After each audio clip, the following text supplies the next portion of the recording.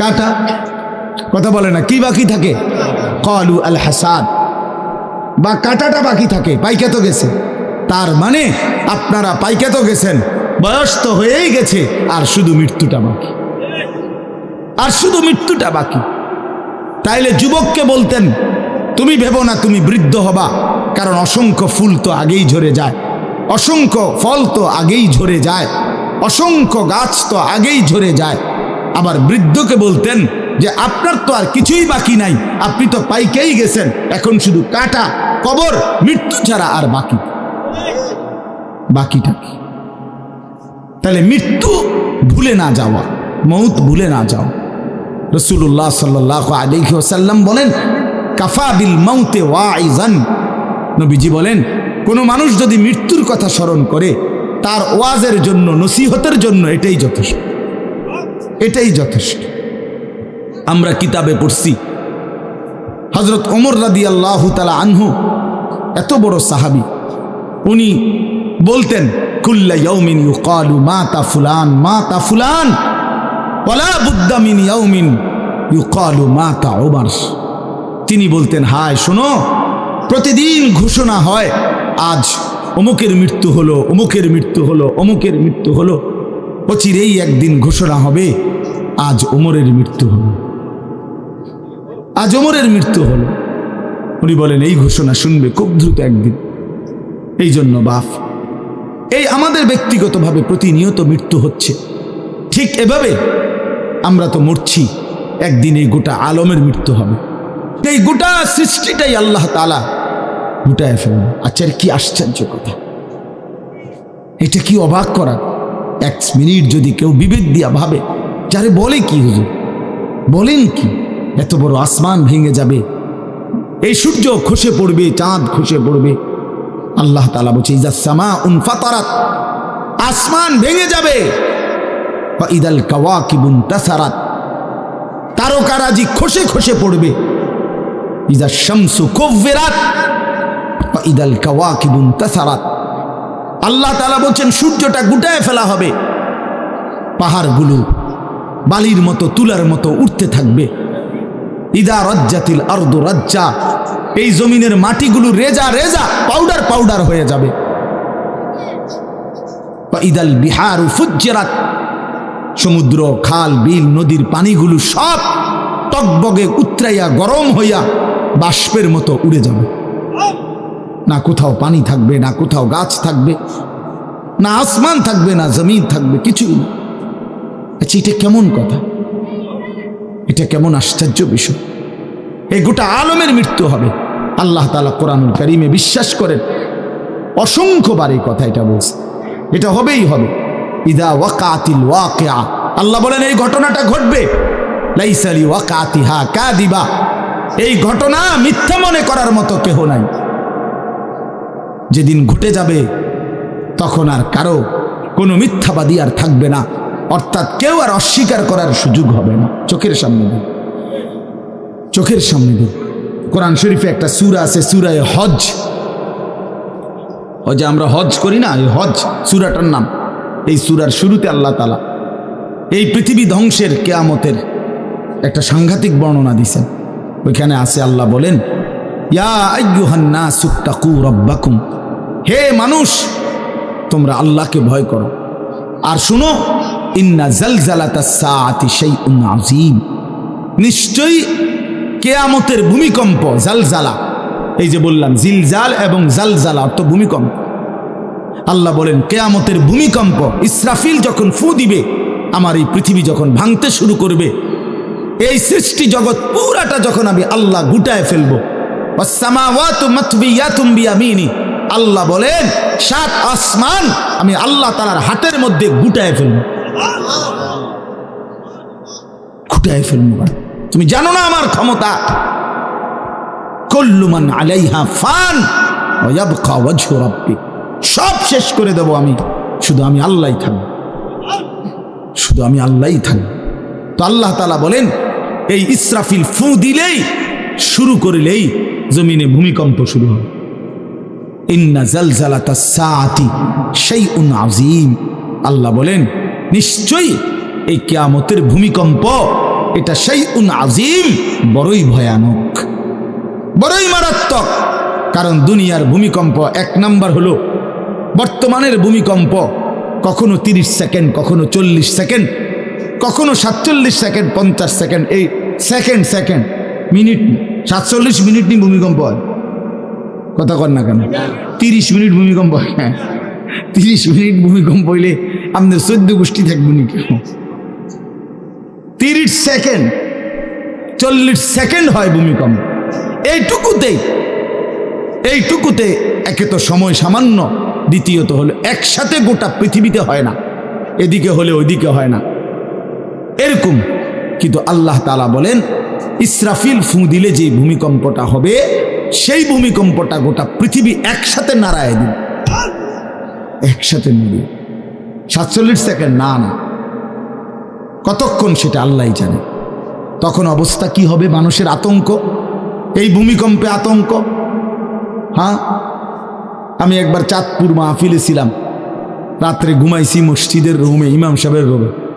এই সময় ভূমিকম্প আইছে, দরজা খুলে দিছি দৌড়, মসজিদের মাঠে আইছি দাঁড়াইয়া, চাই যে পুরা গ্রামের মানুষ সব আইসা বলছে হই হুল্লোড় চিৎকার, হায় হায়। অথচ সবাই চিৎকার দিতে দিতে ভূমিকম্প শেষ।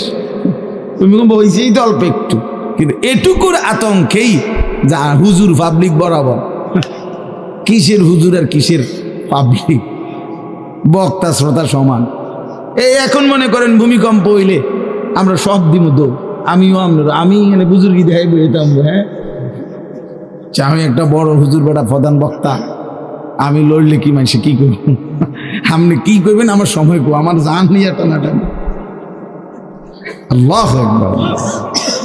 তো এই সামান্য ভূমিকম্প, কিন্তু আল্লাহ তাআলা বলেন ইসরাফিল সিংহা ফু দিলে যে ভূমিকম্প হবে বান্দা, সেটা বড়ই ভয়ানক, সেটা সারা পৃথিবী নড়বে একসাথে। তখন কি হবে? মানুষের আতঙ্ক। ইয়াউমা তারাউনাহা তাযহালু কুল্লু মুরদিআতিন আম্মা আরদাআত। এই এক নম্বরে আল্লাহ বলেন যে মা তার বাচ্চাটাকে দুধ পান করাইতেছিল, এই কোলের বাচ্চা, দুধের বাচ্চা, আপন মা তার দুধের বাচ্চা ভুলে যাবে, ফেলে দিবে, ছুঁড়ে মারবে, আর মা পাগলের মতো দৌড়ানো শুরু। কোরআন শরীফের আয়াত। ওয়াতাদাউ কুল্লু যাতি হামলিন হামলাহা। এবং আল্লাহ তাআলা বলেন যে মায়ের পেটের বাচ্চা 10 মাস পূর্ণ হয়ে গেছে, আগামী 2 ঘন্টা 5 ঘন্টা পরে বাচ্চাটা এমনিতেই প্রসব হইতো। আল্লাহ তাআলা বলেন ইসরাফিলের ফু দিলে জমিন যখন কাঁপতে শুরু করবে, তো এই গর্ভধারিণী মা, গর্ভবতী নারী পাগলের মতো এভাবে ছুটবে, দৌড়বে, নিজের গর্ভের বাচ্চা নিজেই পড়ে যাবে। ও তারা নাসা সুকারা, আল্লাহ বলেন মাতালের মতো সমস্ত মানুষগুলো ছুটতে থাকবে। ফাইদা বারিকাল বাসার ও খাসাফাল কামার ও জুমিআ আশ-শামসু ওয়াল কামার। আল্লাহ তাআলা বলে চন্দ্র সূর্য আলোহীন হয়ে যাবে, সূর্য চন্দ্র এক হয়ে যাবে। ও জুমিআ আশ-শামসু ওয়াল কামার ইয়াকুলুল ইনসানু ইয়াউমাইদিন আইনাল মাফার। লোকেরা দৌড়বে আর ছুটবে, মানুষ একে অপরকে জিজ্ঞেস করবে ভাইয়া পালাবো কোথায়, দাঁড়াবো কোথায়? কোথাও তো স্থির কোনো জায়গা নাই, কোথায় দাঁড়াবো? আল্লাহ তাআলা বলেন কাল্লা লা ওয়াজার, না বান্দা, সেদিন আর কোথাও জায়গা মিলবে না। ইলা রব্বিকা ইয়াউমাইদিনিল মুস্তাকার, আজকে শুধুই কেবল তোমার আল্লাহর কাছেই আশ্রয় ঠিকানা। এভাবে বহু আয়াত কোরআনুল কারীমের মধ্যে আল্লাহ তাআলা বর্ণনা করছেন। আমার ভাই, তো এই ইসরাফিলের ফু দিলে গোটা আলমের মৃত্যু হবে, ভূমিকম্প শুরু হবে। তো এই ভূমিকম্প কেন হবে? এই কাঁপতে কাঁপতে সমস্ত কিছু ভাঙ্গা একসাথে, এই সব কিছু আল্লাহর সৃষ্টি, সমস্ত কিছুই জমিনের তলদেশে চলে যাবে। জমিন তখন খালি ফাঁকা, জমিনে তখন কিচ্ছু নাই, কিচ্ছু নেই, একটা সুতা মাটির উপরে থাকবে। এই প্রথমবার ইসরাফিল ফু দিলে সমস্ত কায়নাত, ইনসান, জিন, আল্লাহর সমস্ত সৃষ্টি, মাখলুকাত সব জমিনের তলদেশে চলে যায়। মানুষও, জিনও, অর্থ সম্পদ, স্বর্ণ রৌপ্য, মণি মুক্তা, হীরা জহরত, সব সব সব একটা কাগজের অস্তিত্ব, সব কিছু, গোটা জমিন ফাঁকা। এভাবে কতদিন আল্লাহ জানে, কতদিন আল্লাহ জানে। হ্যাঁ মা ভাই, এরপরে একটা নির্দিষ্ট সময় পরে আবার আল্লাহ তাআলা ইসরাফিলকে জীবিত করবেন, করে আবার আল্লাহ তাআলা দ্বিতীয়বারের মতো ফু দিতে বলবেন। এই দুই ফুঁয়ের মাঝখানে কতদিন? নবী সাল্লাল্লাহু আলাইহি সাল্লামের এক হাদিসের মধ্যে বলছে 40। সাহাবীরা ব্যাখ্যা করছেন মুহাদ্দিসিন, সেই 40টা হতে পারে 40,000 বছর। 40,000। এই জন্য বাপ একটা কথা হলো, সর্বশেষ যেই লোকটা কবরে যাবে, শেষ যেই ব্যক্তি মরবে পৃথিবীতে, হতে পারে তাকেও শুধু কবরেই থাকতে হবে 40,000 বছর। 40,000 বছর, এরপরে তো আখিরাত। এই 40,000 বছর যদি কবরে আযাব হয়, 40,000 বছর যদি কবরে আযাব হয় ভাই, তখন কি হবে? এবার ভেবে দেখেন, এখন যারা কবরে যাচ্ছে, হ্যাঁ, নূহ আলাইহিস সালামের জামানায় যারা মারা গেছে, ইব্রাহিম আলাইহিস সালামের জামানায় যারা মারা গেছে, নবীজি সাল্লাল্লাহু আলাইহি সাল্লাম তো 1,500 বছর আগে ইন্তেকাল করছেন, 1450 বছর আগে। তো ওই সময়ে যারা মারা গেছে তারা কবরে পড়ে আছে আজকে 1,500 বছর, 1,500 বছর, 1500 বছর। তাহলে নূহ আলাইহিস সালামের জাতি কত বছর থেকে পড়ে আছে? কোথায় নূহ নবী, কোথায় আমাদের নবী? কত ব্যবধান! এই জন্য বাপ, শুধুমাত্র কবরের বিষয়টাই তো সাংঘাতিক, আখিরাত তো পরে। শেষ ব্যক্তিটাও যদি কবরে থাকতে হয় 40,000 বছর, তো এখনকার মানুষগুলো আছে কত কাল ধরে। তো এই যার কবরে আযাব হচ্ছে, আহা বাপ, সে কি পরিমাণ কষ্ট পাচ্ছে ভাইবা দেখে। কবরবাসীদের রুহের মাগফিরাত, আরে ভাইয়া একবার চোখ বন্ধ করে 1 সেকেন্ড ভাবেন, আজ আমরা যাদের রুহের মাগফিরাত কামনা করলাম, এই 20 বছরের ব্যবধানে, 30 বছরের ব্যবধানে, 10 বছরের ব্যবধানে, 50 বছরের ব্যবধানে আবার এর পরের লোকেরা আমাদের রুহের মাগফিরাত কামনা করে। এটা কি পরিমাণ বাস্তবতা, কি পরিমাণ বাস্তবতা! এটাকে অস্বীকার করার, না বুঝার কিছুই নাই, মৃত্যুকে না বুঝার কিছুই নেই। কারণ এত বেশি জলজ্জান্ত আল্লাহ তাআলা এটা আমাদের সামনে দেখাইছেন, এত মানুষের মৃত্যু আল্লাহ আমাদের সামনে দেখাইছেন, এটাকে অস্বীকার করার, না বুঝার কিছুই নেই। তো চলেন, এরপরে আল্লাহ তাআলা ইসরাফিলকে আবার জীবিত করবেন। জীবিত করে আল্লাহ তাআলা ইসরাফিল আলাইহিস সালামকে বলবেন, ইসরাফিল আবার তুমি সিংহায় ফু দাও। এইবার যখন সিংহায় ফু দিবে, তখন ইসরাফিল আলাইহিস সালামের এই দ্বিতীয় ফুতে আবার ভূমিকম্প শুরু। আবার কি শুরু হবে? ও মাঝখানে ভাই, ওই ছেলে অপদার্থ, কথা বলো না, হাসাহাসি করো না, কারো কথা বাকি থাকলে, দুষ্টামি বাকি থাকলে উঠে চলে যাও, বাহিরে আলাদা জায়গা আছে। গাফেল সন্তান কোনো কিছুতেই যাকে কোনো আসর করে না। আহা, আপনারা জানেন না, আপনাদের এক এক ছেলের অবস্থা হলো কলিজাটা পাথর হয়ে গেছে, কোনো কিছুই তার কলিজা নাড়ায় না। এত শক্ত জানোয়ার যে খোদার 365 দিনে কোনো দিন ফজরের নামাজ পড়ে না, একদিনও না। মানুষের বাচ্চা এত বড় জানোয়ার হয় কেন? আরে তুই কোন মানুষের বাচ্চা? তুই কোন মার দুধ খাইলি? নাফরমান, কেমনে মানুষ হইল? এটা কি ধরনের মানুষ? একদিনও নামাজ পড়ে? ছি ছি ছি ছি ছি! মুসলমানের বাচ্চা এত বড় জানোয়ার হয় কেমনে? কোনো দিন নামাজ পড়ে না, 6 মাসে 9 মাসে কোনো দিন বলতে পারবে না নাফরমান কোনো দিন 5 ওয়াক্ত নামাজ পড়ছে কিনা। হায় হায়, এত বড় অসভ্য! মায়ের সন্তান হয় কেমনে? বাবার সন্তান হয় কেমনে? চিন্তা কর, কোনো কিছুই।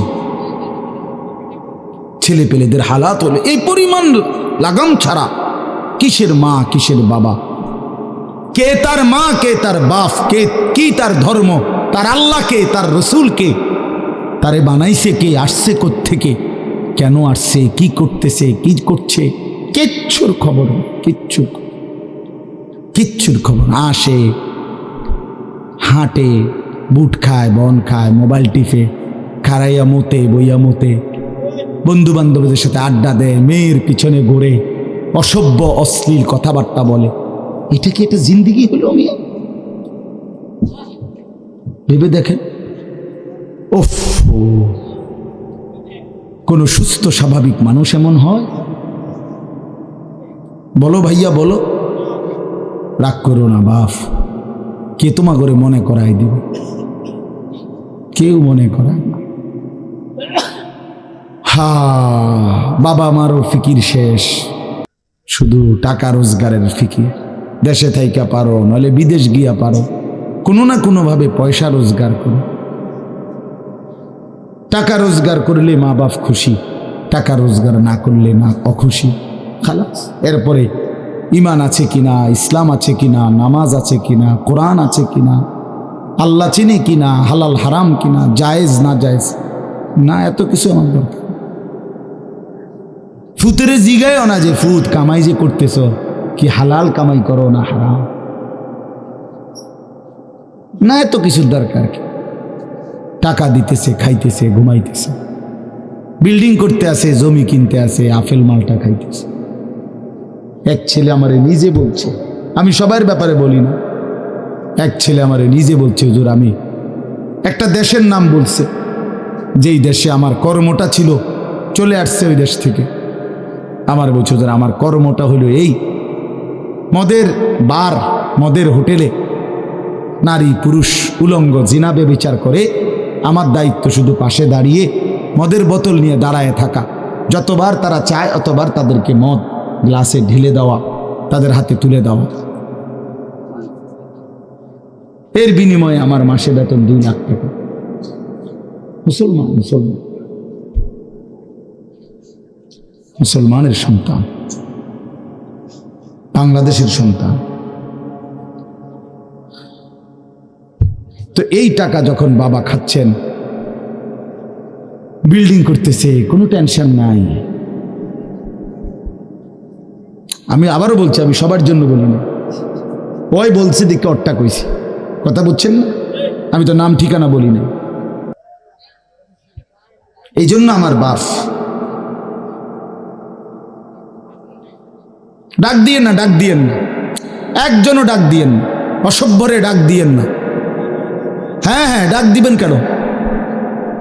হাইওয়ানকে ডাক দিবেন কেন? শুনেন, আপনারাই শুনেন, এত এত মানুষ শুনতে হবে না, কোনো অসুবিধা নেই, কোনো অসুবিধা নেই।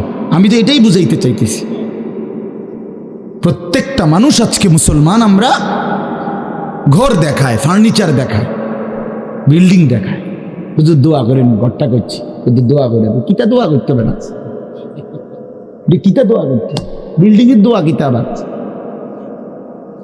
ইট বালুর লেগে দোয়া করে লাভ কি বেড়া? হুজুর মোটরসাইকেল কিনছি, শুধু দোয়া করে দেন, কিতা দোয়া করতে, কি মোটরসাইকেলের দোয়া কিতা? আবার আজীব লাগে না? বাস্তব এগুলো ছাদ ডালাই দিই, মাইজ শুধু দোয়া করে দেন, ছাদ ডালাই দোয়া। হ্যাঁ, ওটা ছাদ ডালাই করে, ওটার ফুতে মোবাইলে অশ্লীল উলঙ্গ ছবি দেয়।